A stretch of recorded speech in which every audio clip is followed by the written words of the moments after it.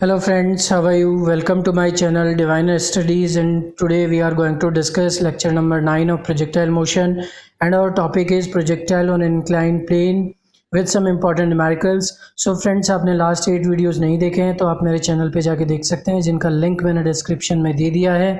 दोस्तों, अगर चैनल को आपने सब्सक्राइब नहीं किया तो आप चैनल को सब्सक्राइब कर लें और कमेंट करके ज़रूर बताएं कि आपको लेक्चर्स कैसे लग रहे हैं। सो फ्रेंड्स, चलिए स्टार्ट करते हैं lecture number 9। Now we are going to discuss projectile motion on an inclined plane up the plane। तो देखिए दोस्तों, up the plane में क्या होता है कि ये सबसे बॉटम मोस्ट पॉइंट है, यहाँ से मैंने एक प्रोजेक्टाइल को अपवर्ड डायरेक्शन में प्रोजेक्ट किया और ये इंक्लाइंड प्लेन है। तो फ्रेंड्स, इसमें होता क्या है और अच्छे से समझने के लिए मैं आपको बता दूं कि जैसे मान लीजिए यहाँ से मैंने एक प्रोजेक्टाइल को प्रोजेक्ट किया ग्राउंड से। अगर ये इंक्लाइंड प्लेन नहीं होता है तो वो वापस आके ग्राउंड को स्ट्राइक करेगा, लेकिन बीच में अगर इसमें इंक्लाइंड प्लेन आ गया तो ये क्या करेगा, ये वापस इसी इंक्लाइंड प्लेन को यहाँ पर हिट करेगा और इसका प्रोजेक्टाइल मोशन यहीं पर खत्म हो जाएगा। तो वो ही सेम केस यहाँ पर डायग्राम आप इसको रिलेट कर सकते हैं इससे। ओके फ्रेंड्स, तो हमारा इंक्लाइंड प्लेन है वो हॉरिजॉन्टल से अल्फा एंगल बना रहा है और जो प्रोजेक्टाइल को हमने प्रोजेक्ट किया एयर में, वो उसका इनिशियल वेलोसिटी जो u है, it makes an angle beta with inclined plane. तो ये बीटा एंगल यहाँ बन रहा है। अब ऐसा हमने जो किया है कि ये इंक्लाइंड प्लेन के अलॉन्ग जो एक्सिस है उसको मैंने एक्स एक्सिस ले लिया है और इंक्लाइंड प्लेन से वर्टिकल डायरेक्शन में 90 डिग्री बनाते हुए जो एक्सिस है उसको मैंने वाई एक्सिस अज्यूम कर लिया है और जहाँ से प्रोजेक्टाइल को हमने प्रोजेक्ट किया है उसको हम कंसिडर करेंगे ऑरिजिन। ओके फ्रेंड्स, तो ऐसा करने से क्या होगा, जैसे मान लीजिए मैं इस पार्ट को कवर कर लेता हूँ। अब अगर आप ध्यान से देखिए तो ये एक तरह से ग्राउंड टू ग्राउंड प्रोजेक्शन जैसा ही हमें दिख रहा है, तो उसी हिसाब से हमारे लिए एनालिसिस करना आसान हो जाएगा। सो फ्रेंड्स, सबसे पहले हम डिस्कस करें कि एक्स एक्सिस के अलोंग जो वेलोसिटी है, इनिशियल वेलोसिटी, वो हो जाएगी u cos बीटा। u का जो कंपोनेंट इधर होगा, u का एक कंपोनेंट वाई एक्सिस के अलोंग होगा, वो हो जाएगा u साइन बीटा, जो भी मैंने यहाँ पर लिख दिया है। नेक्स्ट हम डिस्कस करें ग्रेविटेशनल एक्सीलरेशन g की। अगर हम बात करें तो g हमेशा वर्टिकली डाउनवर्ड डायरेक्शन में होता है g, लेकिन अभी हमें x और y के अलोंग इसको रिजॉल्व करना है, इसके कंपोनेंट्स लेने हैं। तो एक कंपोनेंट इसका आएगा इस डायरेक्शन में जो कि हो जाएगा g cos अल्फा, और ये है नेगेटिव y डायरेक्शन में क्योंकि डाउनवर्ड डायरेक्शन में है। ओके फ्रेंड्स, अब बात ये आती है कि ये अल्फा एंगल मुझे कैसे पता चला कि ये अल्फा है, तो उसके लिए मैथमेटिकली आप निकाल सकते हो ये अल्फा, ये 90 डिग्री एंगल है और तो ये हो जाएगा 90 माइनस अल्फा, ये एंगल हो गया 90 माइनस अल्फा। ये अगर 90 माइनस अल्फा है और ये टोटल 90 डिग्री है तो फ्रेंड्स ये बचेगा हमारे पास अल्फा एंगल। एक दूसरा तरीका भी मैं आपको बता देता हूँ, मे बी आपके लिए वो हेल्पफुल हो सकता है, उसमें आपको मैथमेटिकली कैलकुलेट नहीं करना है। जैसे मान लीजिए कि ये एक लाइन है, इस पर मैंने ऐसे मार्कर रख दिया और ये जो है ये हॉरिजॉन्टल है और ये इसका परपेंडिकुलर है, जो ब्लैक वाला मार्कर आपको दिख रहा है। तो दोनों एक दूसरे के परपेंडिकुलर है। अब मैं दोनों का जो जॉइंट है ना, ये यहाँ से इनको फिक्स कर देता हूँ, मतलब इनके बीच का एंगल कभी चेंज नहीं हो सकता। मैंने क्या किया, ये वाला जो ट्रांसपेरेंट वाला पेन है इसको मैंने अल्फा एंगल से रोटेट किया, तो ये इसके साथ जॉइंट किया हुआ है तो ये भी अल्फा एंगल से रोटेट हो जाएगा इस तरीके से। देखिए दोस्तों, ये ट्रांसपेरेंट वाला जो पेन है ये हॉरिजॉन्टल से अल्फा एंगल रोटेट हो गया है। सिमिलरली ब्लैक वाला जो पेन है वो वर्टिकल से अल्फा एंगल टिल्ट हो गया, तो यहाँ एंगल कितना बन रहा है, अल्फा। तो वही यहाँ पर भी है, वर्टिकल से ये जो वर्टिकल लाइन थी वो रोटेट हो गई, कितना रोटेट हो गई, अल्फा। तो जो तरीका आपको अच्छे से समझ में आता है आप उस तरीके से फाइंड आउट कर सकते हैं। तो यहाँ पर हमने कंपोनेंट ले लिए हैं ux, uy एंड g के कंपोनेंट g cos अल्फा और दूसरा कंपोनेंट इधर हो जाएगा, वो होगा g sin alpha, g sin alpha. Okay friends, तो ax जो हो जाएगा, x एक्सिस के लॉन्ग जो एक्सीलरेशन है वो है g sin alpha downward direction में, इसलिए मैंने इसको माइनस ले लिया है, और y एक्सिस के लॉन्ग है g cos अल्फा, वो भी डाउनवर्ड डायरेक्शन में, तो minus g cos alpha. Next हम बात करें टाइम ऑफ फ्लाइट क्या होगा इस केस में। तो टाइम ऑफ फ्लाइट ए से बी तक जाने में जिसको टाइम लगेगा वो होगा टाइम ऑफ फ्लाइट। तो टाइम ऑफ फ्लाइट का अगर आपने लास्ट लेक्चर्स के वीडियोस मेरे देखे हैं तो मैंने उसमें आपको बताया था टाइम ऑफ फ्लाइट को लिखा जा सकता है 2uy डिवाइडेड बाई ay। तो जो भी वैल्यूज है uy की वैल्यू u साइन बीटा और ay की वैल्यू g cos अल्फा। सिर्फ वैल्यू की बात हो रही है, नेगेटिव साइन यूज नहीं करेंगे क्योंकि वो तो डायरेक्शन को रिप्रेजेंट करने के लिए है कि नेगेटिव और पॉजिटिव। ए वाई की वैल्यू भी मैंने रख दी, तो ये टाइम ऑफ फ्लाइट का फॉर्मूला हमारे पास यहाँ आ गया है। और अगर आपने लास्ट लेक्चर्स नहीं देखे हैं तो मैं आपको इसका डेरिवेशन कैसे करते हैं वो भी बता देता हूँ यहाँ पर। सो फ्रेंड्स देखिए, अगर मैं बात करूँ बी पॉइंट पर, तो बी पॉइंट पर प्रोजेक्टाइल प्लेन को टच कर रहा है, इंक्लाइन प्लेन को, तो यहाँ पर इसका वाई एक्सिस के अलॉन्ग डिस्प्लेसमेंट जो है वो जीरो हो जाता है, क्योंकि टच कर रहा है बिल्कुल इस इंक्लाइन प्लेन को। तो यहाँ पे अगर मैं सेकंड इक्वेशन यूज करूँ वाई एक्सिस के अलॉन्ग, तो ये होगी y is equal to you Y T plus half A Y T square. तो y तो जीरो हो गया बी पॉइंट पर, and U Y A Y इन सब की वैल्यूज आप रख देंगे, और स्मॉल टी हो जाएगा कैपिटल टी, क्योंकि टोटल टाइम ऑफ फ्लाइट। तो यहाँ से जब आप सॉल्व करके निकालेंगे, again you will obtain the same result, U two you sine beta divided by ji cos alpha और two you Y divided by A Y, जैसा कि हमने यहाँ पर डायरेक्ट लिख दिया था। ओके फ्रेंड्स, नेक्स्ट हम बात करें मैक्सिमम हाइट की। तो मैक्सिमम हाइट का भी मैंने प्रीवियस लेक्चर्स में बता रखा है कि u y square divided by two a y होता है। तो डायरेक्ट आप लिख सकते हो यू वाई ए वाई की वैल्यूज पुट कर दीजिए, इसमें कोई तकलीफ नहीं है। अगर आप डेरिवेशन समझना चाहते हैं कि ये कैसे आता है रिजल्ट, तो वो भी हम देख सकते हैं। हमें पता है कि मैक्सिमम हाइट जो पॉइंट होता है वहाँ पर वर्टिकल डायरेक्शन में वेलोसिटी का कंपोनेंट जीरो हो जाता है, तभी तो वो मैक्सिमम हाइट होगी, क्योंकि वर्टिकल कंपोनेंट बना रहेगा तो वो और ऊपर लेके जाएगा पार्टिकल को। ओके फ्रेंड्स, तो वी वाई यहाँ पर जीरो हो गया सी पॉइंट पर। अब हम थर्ड इक्वेशन यूज कर लेते हैं, v y square is equal to you y square plus two a y s. तो यहाँ पर वी वाई की वैल्यू जीरो हो जाएगी, यू वाई ए वाई इनकी वैल्यूज आप जब यहाँ से पुट करेंगे तो आपको इसको सॉल्व करने पे जो फाइनली रिजल्ट मिलेगा, again you will obtain same result. Okay friends, I hope आपको ये समझ में आया होगा। यहाँ पर हम लास्ट टॉपिक को ही कंटिन्यू कर रहे हैं, projection along incline plane and up the plane. Okay friends, diagram जो लास्ट हमने स्लाइड में देखा था वही मैंने फिर से यहाँ पर बना दिया आपके लिए। तो रेंज, अभी हम रेंज फाइंड आउट करने जा रहे हैं। तो रेंज सिंपली, अब यहाँ पर देखिए ग्राउंड टू ग्राउंड प्रोजेक्शन में एक्स एक्सिस के अलॉन्ग एक्सीलरेशन जीरो होता था, बट यहाँ पर एक्स एक्सिस के अलॉन्ग एक्सीलरेशन जीरो नहीं है, ये हम देख चुके हैं। यहाँ पर हमें पूरा इक्वेशन लिखना पड़ेगा, second equation r is equal to u x t plus half a x into t square. So friends, यहाँ पर आप यू एक्स ए एक्स की वैल्यूज जो लास्ट स्लाइड में हमने लिखी थी वो आप यहाँ पर पुट कर देंगे, that is u cos beta and minus g sine alpha. ये पुट करने के बाद आप इसको सिंप्लीफाई करेंगे तो ये वैल्यू आप ये इक्वेशन मिलेगी आपको। और इस इक्वेशन में जब आप time of flight two you sine beta divided by ji cos alpha, जो कि हमने प्रीवियस स्लाइड में कैलकुलेट किया था, उसकी वैल्यू यहाँ पुट कर देंगे तो आपको रेंज की वैल्यू मिल जाएगी। बड़ा ही एक कॉम्प्लेक्स सा रिलेशन आएगा, रिलेशन को आपको याद करने की कोई ज़रूरत नहीं है, इसीलिए मैंने उसको पूरा सॉल्व नहीं किया है, क्योंकि उसका कोई इंपॉर्टेंस हमारे लिए नहीं है। सिर्फ आप टी की वैल्यू यहाँ रखे, आप सॉल्व करके सिंप्लीफाई करके आप चाहो तो देख सकते हैं। ओके फ्रेंड्स, एक और इम्पॉर्टेंट कॉन्सेप्ट है जो यहाँ पर मैं डिस्कस करना चाहूँगा, वो ये है कि देखिए दोस्तों, जब हमने एक प्रोजेक्टाइल को प्रोजेक्ट किया ग्राउंड टू ग्राउंड प्रोजेक्शन में, तो वो इस तरीके से होगा उसका पाथ, और उसका मैक्सिमम हाइट होगा यहाँ पर। लेकिन एक मैंने प्लेन लिया और वो जो प्लेन है वो अल्फा एंगल बना रहा है, अल्फा 1 एंगल बना रहा है हॉरिजॉन्टल के साथ में, ठीक है।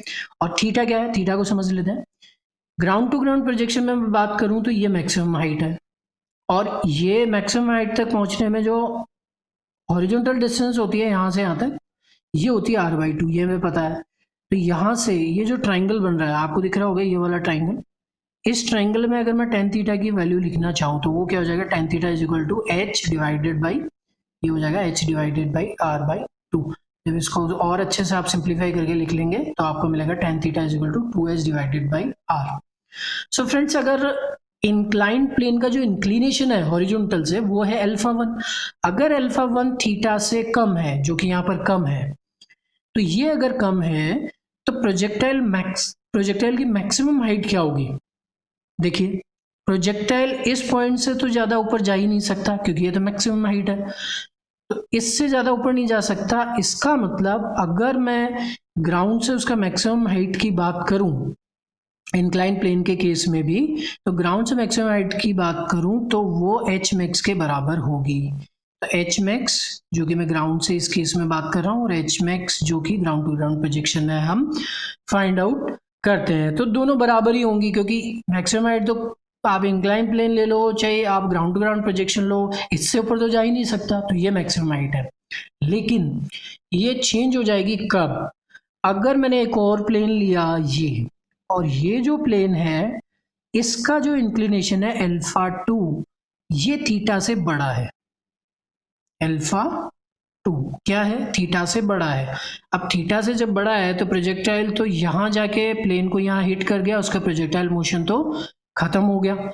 जब इसका प्रोजेक्टाइल मोशन यहाँ पे खत्म हो गया तो मैक्सिमम हाइट तक वो पहुंचा ही नहीं। तो इस केस में उसका ग्राउंड से मैक्सिमम हाइट क्या होगा? वो यही होगा, क्योंकि सबसे ऊपर वाला पॉइंट तो यही है सेकंड केस में।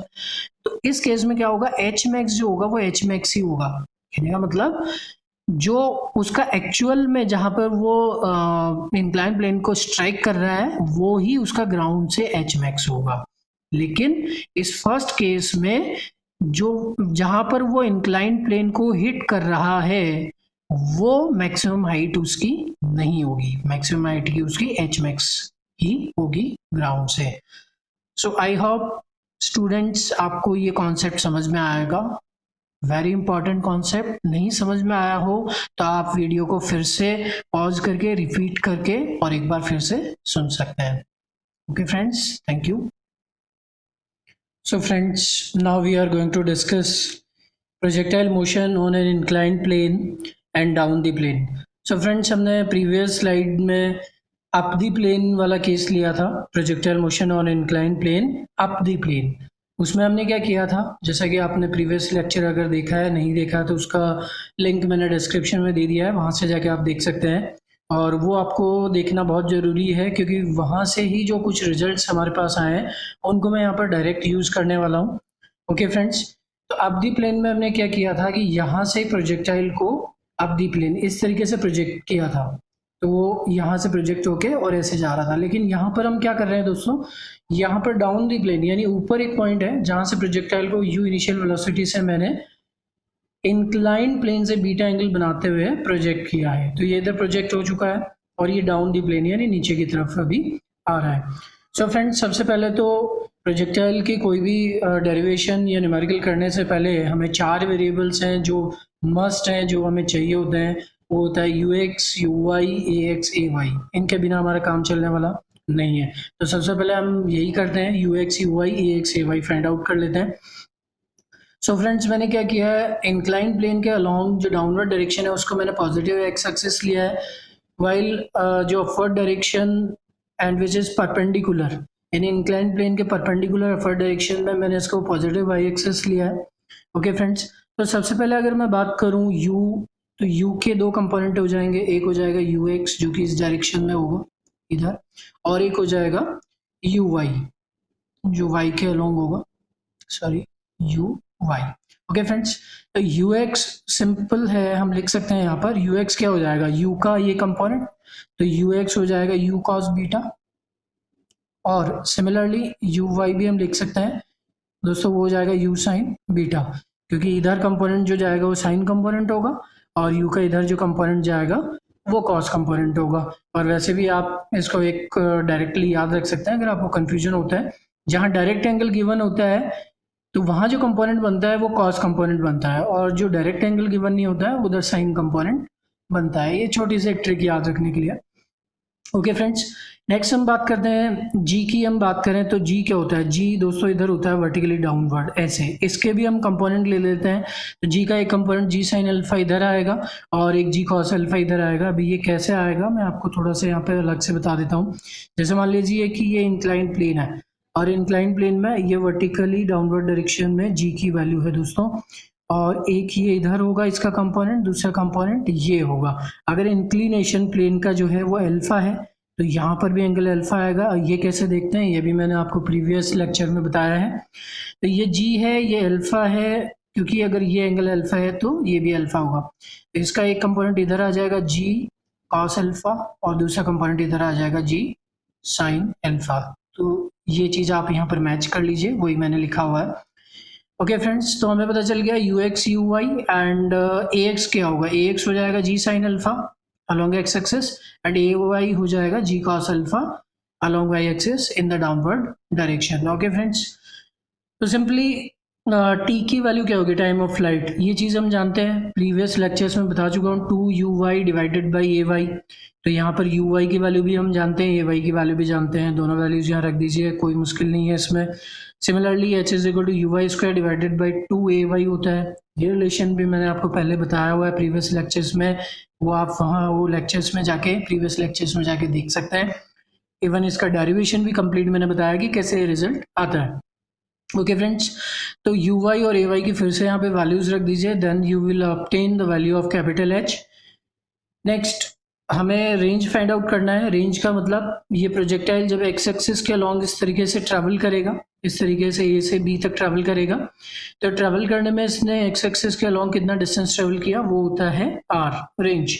तो रेंज का formula r is equal to u x into t plus half a x into t square. U x, a x और टी सारी वैल्यूज हमें पता है, वो वैल्यूज हम यहाँ रख देंगे, तो आर की हमें जो इक्वेशन है या आर का जो फॉर्मूला है वो मिल जाएगा।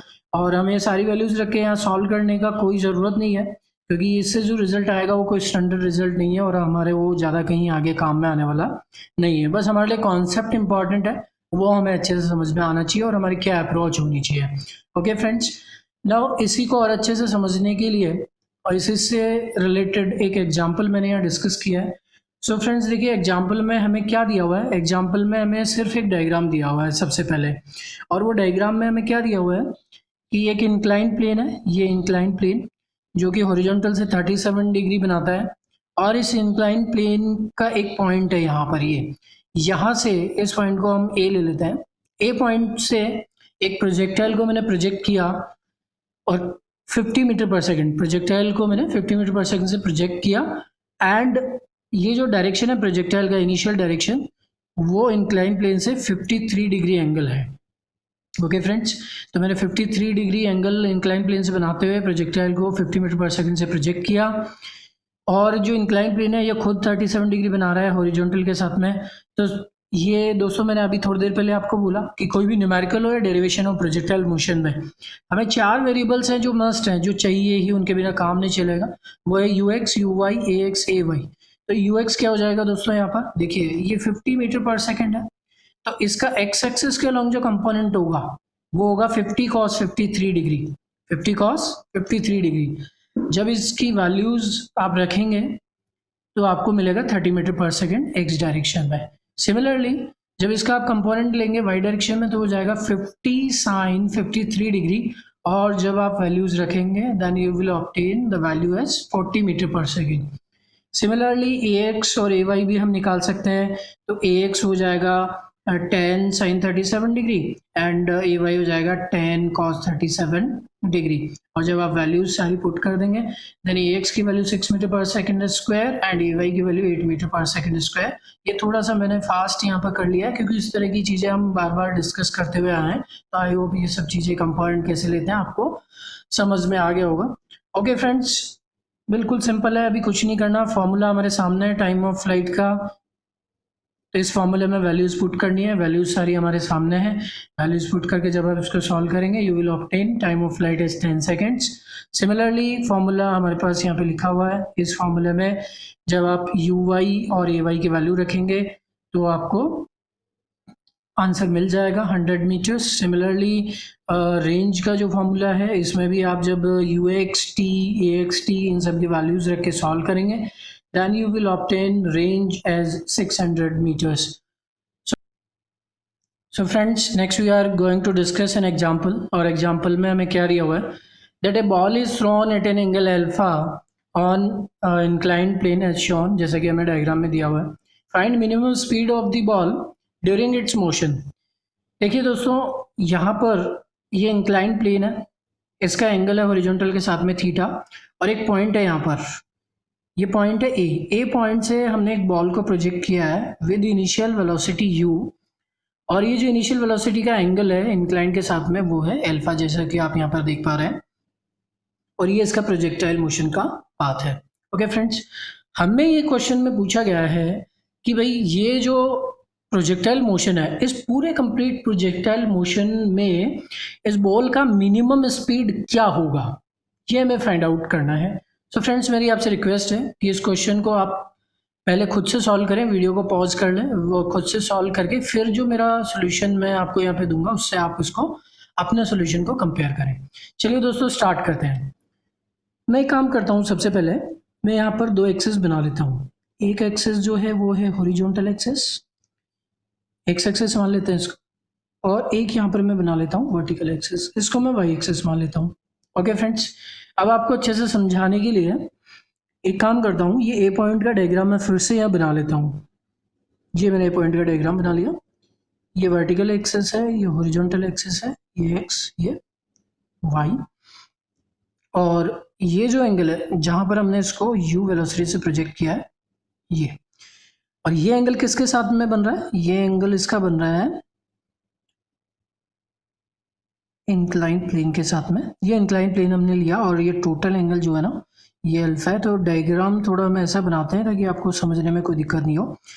ये यू वेलोसिटी है, ये इंक्लाइन प्लेन है, तो यहाँ से यहाँ तक का जो एंगल है टोटल एंगल वो अल्फा है। ओके फ्रेंड्स, अब अगर मैं बात करूँ ये हॉरिजॉन्टल है यहाँ पर जो बना हुआ है, तो ये एंगल थीटा है, ये एंगल भी थीटा होगा।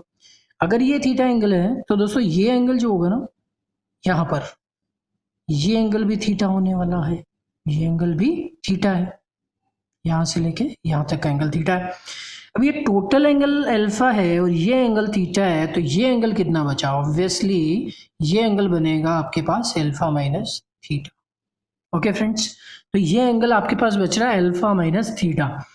अब अगर मैं u के कंपोनेंट्स लेता हूँ x और y में, तो u का एक कंपोनेंट जो इधर आएगा वो होगा u cos alpha minus theta, और इसका जो इधर कंपोनेंट आएगा, ये एक तो इधर कंपोनेंट लिया है मैंने x में, एक कंपोनेंट इसका जो y में आएगा वो आएगा u sine alpha minus theta. अब दोस्तों मैं ये कहता हूँ कि अगर इस क्वेश्चन को आपको बहुत आसानी से सॉल्व करना है तो आप थोड़ी देर के लिए भूल जाइए कि ये इंक्लाइन प्लेन का क्वेश्चन है। आप ऐसा समझिए कि ये जो क्वेश्चन है वो सिंपल एक प्रोजेक्टाइल मोशन है, ground to ground projectile motion. क्यों? क्योंकि अभी हमारे पास, और मैं इसको सिंप्लीफाई करूँ, डायग्राम बना देता हूँ यहाँ पर, तो हमारे पास फाइनल जो डायग्राम मिल गया ना वो ऐसा मिल रहा है दोस्तों। देखिए डायग्राम कुछ मिल रहा है हमें इस तरीके से, ये u है, ये अल्फा माइनस थीटा, और ये है हमारे पास u cos alpha minus theta, और ये हो जाएगा हमारे पास u sine alpha minus theta. अब दोस्तों हम जानते हैं कि नॉर्मल प्रोजेक्टाइल मोशन में मिनिमम वेलोसिटी कहाँ होती है? मिनिमम वेलोसिटी वहाँ होती है जहाँ पर वर्टिकल कंपोनेंट जीरो हो जाता है वेलोसिटी का, क्योंकि हॉरिजॉन्टल कंपोनेंट में तो कोई चेंज होने वाला नहीं है, ये चेंज होगा और कम होते होते जीरो हो जाएगा, और वो पॉइंट भी हम जानते हैं वो मैक्सिमम हाइट का पॉइंट होता है। तो अभी मैक्सिमम हाइट से हमें कोई ज़्यादा मतलब नहीं है, हमारा काम यह है कि भाई मिनिमम वेलोसिटी कहाँ होगी और कितनी होगी, तो वो मैक्सिमम हाइट पर होगी और कितनी होगी, तो हमें पता है मैक्सिमम हाइट पर जो है ना ये तो जीरो हो जाएगा, बचेगा सिर्फ ये कंपोनेंट। तो वी मिनिमम हम इजीली यहाँ पर लिख सकते हैं, that is u cos alpha minus theta, और हम ये भी लिख सकते हैं बिकॉज यहाँ पर क्या हो गया, यहाँ पर वी वाई जो है ना वो जीरो हो गया, ये क्या हो गया दोस्तों, ये जीरो हो गया। ओके फ्रेंड्स, तो आई होप आपको ये क्वेश्चन समझ में आया होगा, बहुत ही अच्छा और ट्रिकी क्वेश्चन है। तो यहाँ पर मिनिमम वेलोसिटी जो हमें पूछी गई थी उसका आंसर है u cos alpha minus theta. So friends I hope आपको ये न्यूमेरिकल समझ में आया होगा। Okay, thank you. So friends next we are going to discuss an example, और एग्जाम्पल में क्या दिया हुआ है, a particle is projected from a normal to the plane, calculate TRH means time of flight, range and maximum height।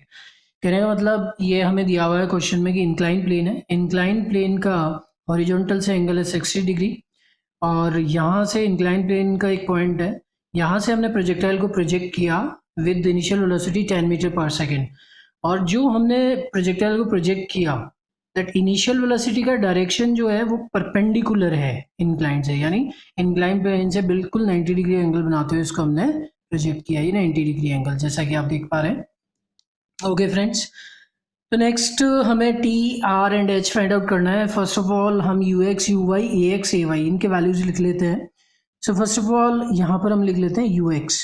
देखिए दोस्तों you x ये x access है, ये वाई एक्सेस है, तो यू एक्स तो है ही नहीं, इनिशियल यू एक्स तो जीरो हो गया क्योंकि कंप्लीट वेलोसिटी वाई एक्सिस के अलोंग ही है, कंप्लीट वेलोसिटी वाई एक्सिस के अलोंग है, तो यू एक्स तो जीरो हो गया यहाँ पर। अगर मैं बात करूँ यू वाई की, तो यू वाई है मेरे पास that is 10 metre per second. The complete velocity is along Y direction initially. फिर मैं बात करूँ acceleration along x axis, that is, देखिए जी का एक कंपोनेंट इधर हो जाएगा जी साइन 60 डिग्री, क्योंकि ये 60 डिग्री तो ये एंगल भी 60 डिग्री. और एक कंपोनेंट हो जाएगा वाई एक्सिस के अलोंग, वो हो जाएगा जी कॉस 60 डिग्री. सबसे पहले मैं ए एक्स की बात करूँ तो वो होगा 10 sine 60 degree, and sine 60 degree की वैल्यू √3/2. देन ये हमारे पास आएगा 5√3 metre per second square. Okay friends, next हम बात करें ए वाई की, तो ए वाई क्या हो जाएगा यहाँ से, देखिए जी कॉस 60 डिग्री यानी 10 कॉस 60 डिग्री, और कॉस 60 की वैल्यू होती है 1/2. देन ये बन जाएगा 5 metre per second square. Okay friends, next अभी हमें फाइंड आउट करना है टाइम ऑफ फ्लाइट, रेंज और मैक्सिमम हाइट. तो टाइम ऑफ फ्लाइट का हम फॉर्मूला जानते हैं, T is equal to 2uy divided by ay. So 2 into uy. What is uy? Uy is 10. 10 divided by ay. What is ay? That is 5√3. Sorry. Ay is 5. That is ax is 5√3. So ay is only 5. That's why it will become 4 seconds. तो time of flight की value आई हमारे पास 4 seconds. Next we are going to calculate range. So friends, range क्या होगा, range हो जाएगा u x into t plus half a x into t square. अब ये सारी वैल्यूज आप रख लीजिए. यू एक्स की वैल्यू होगी हमारे पास, यू एक्स की वैल्यू है 0 इंटू टी की वैल्यू 4 सेकेंड्स, टी की वैल्यू 4 सेकेंड्स प्लस 1/2, और ए एक्स की वैल्यू, तो देखिए दोस्तों ए एक्स की जो वैल्यू है, मैं सिर्फ वैल्यू की बात कर रहा हूँ, तो वैल्यू जो है वो 5√3 है, लेकिन ए एक्स, ये ए एक्स है तो ए एक्स डाउनवर्ड डायरेक्शन में है अलोंग नेगेटिव एक्स एक्सिस, तो हमें इसको यहाँ पर माइनस लेना पड़ेगा. तो -5√3. Okay friends, into t square, तो टाइम ऑफ फ्लाइट की वैल्यू है हमारे पास 4, तो 4 का स्क्वायर.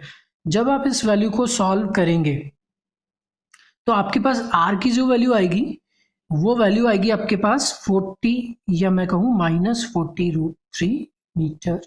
ओके फ्रेंड्स, अभी माइनस का क्या मतलब है, माइनस का मतलब है कि रेंज जो है वो अलोंग नेगेटिव एक्स एक्सिस है, तो obviously along the negative x axis range cover करने के लिए पार्टिकल इधर आ रहा है डाउन द प्लेन, तो इससे हमें कोई तकलीफ नहीं है. अगर हम सिर्फ मैग्नीट्यूड की बात करें तो वो हो जाएगा 40√3 मीटर. ओके फ्रेंड्स, नेक्स्ट हम डिस्कस करते हैं मैक्सिमम हाइट. तो मैक्सिमम हाइट के लिए, मैक्सिमम हाइट यहाँ पर ले लेता हूँ मैं, फॉर्मूला हम जानते हैं मैक्सिमम हाइट का, that h is equal to uy² divided by 2ay. Values रख दीजिए और सिंप्लीफाई उसको कर लीजिए. तो uy की वैल्यू 10 का स्क्वायर हो जाएगा, ये uy है यहाँ पर, डिवाइडेड बाई 2, और ay की वैल्यू है दोस्तों 5.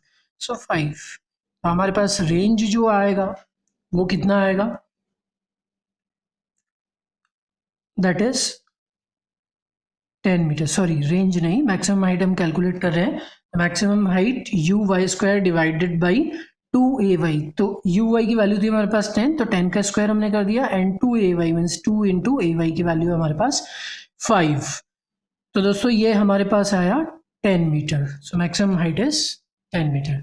आई होप आपको ये न्यूमेरिकल समझ में आया होगा. और दोस्तों मेरी आपसे एक रिक्वेस्ट है कि जो भी मेरे वीडियोस में न्यूमेरिकल्स होते हैं, तो न्यूमेरिकल का आप सोल्यूशन पहले नहीं देखें, आप वीडियो को पॉज करें, न्यूमेरिकल को नोट करें और उसको कैलकुलेट करके सॉल्व करें, देन आप मेरे सोल्यूशन से उसको मैच करके कंपेयर कर सकते हैं कि कितना आपको समझ आया और कहाँ पर आपको अभी भी प्रॉब्लम है.